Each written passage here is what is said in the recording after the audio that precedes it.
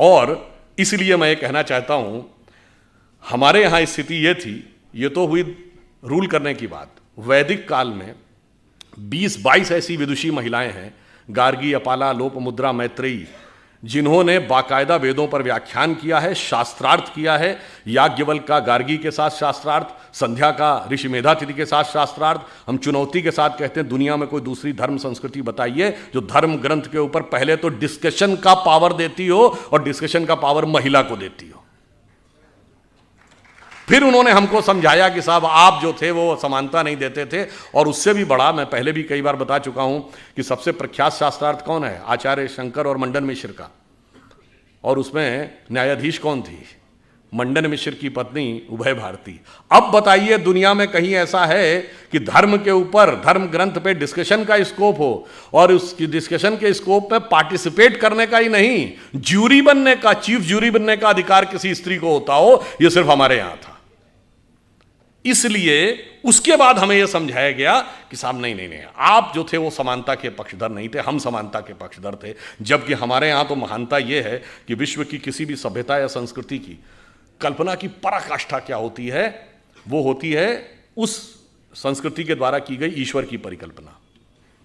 और मैं विनम्रता से पर दृढ़ता से कहता हूं, विश्व की सभी संस्कृतियों में ईश्वर सिर्फ पुरुष है। स्त्री तत्व का कोई स्थान ईश्वर में नहीं है। सिर्फ हमारे यहां अर्धनारीश्वर की परिकल्पना है भगवान शंकर में। और वो किस प्रकार का स्वरूप है, जिसको कालिदास ने अपने कुमार संभवम के प्रथम श्लोक में लिखा है, वागार्थमि संप्रक्त रघुवंश में, वागार्थमि संप्रक्तो वागार्थमि प्रतिपतये जगतः पितरो वंदे पार्वती परमेश्वरो। अर्थात भगवान शंकर में, शंकर पार्वती के रूप में वह अर्धनारीश्वर स्वरूप उस प्रकार मिलकर संसार की रचना करता है जैसे वाक और अर्थ, जैसे कविता में शब्द और अर्थ। अकेले अर्थ का कोई औचित्य नहीं जब तक शब्द में व्यक्त ना हो, और शब्द का कोई मीनिंग नहीं जब तक उसका कोई अर्थ ना हो।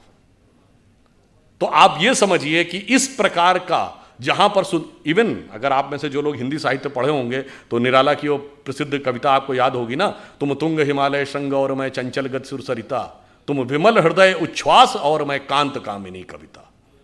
तो आप ये सोचिए, जहां पर इतना सुंदर सामंजस्य, जहां पर कोई स्थान ही नहीं, वो आके हमको ये समझाते हैं कि साहब आप जो थे वो समानता के पक्षधर नहीं थे। अब दूसरी चीज हमें क्या समझाया जाता है, जो विष हमें अपने दिमागों से निकालना है, कि हम ज्ञान के नहीं थे, हम वैज्ञानिक नहीं थे, हम अवैज्ञानिक थे, हम इलॉजिकल थे। और जबकि फैक्ट ऑफ द मैटर है कि आप ये देखिए, जितने बड़े बड़े विज्ञान की खोज हुई, अब उदाहरण के लिए मैं सिर्फ ये बताना चाहता हूँ, ये अगस्त का महीना एक और चीज़ के लिए भी जाना जाता है। मैं सिर्फ आपको 2 उदाहरण दूंगा। एक, एटम बम का पहली बार प्रयोग 6 अगस्त को हिरोशिमा पे हुआ था। Who was considered the father of the atom bomb? Robert Oppenheimer. और जब 16 जुलाई 1945 को अमेरिका में बिकनी हिल पे पहला एटम बम का सक्सेसफुल प्रयोग हुआ था, उसको देखने के बाद रॉबर्ट ओपेनहाइमर ने पहला शब्द बोला था कि मुझे भगवत गीता का वह श्लोक याद आ रहा है जिसमें भगवान ने कहा है, यदि सृजन मैं हूं तो विनाश भी मैं ही हूं। वह वेद और गीता को पढ़ता था। कौन? Father of the atomic weapon. और आजकल फिल्म चली हुई ना रॉकेटरी, आप में से बहुतों ने देखी होगी।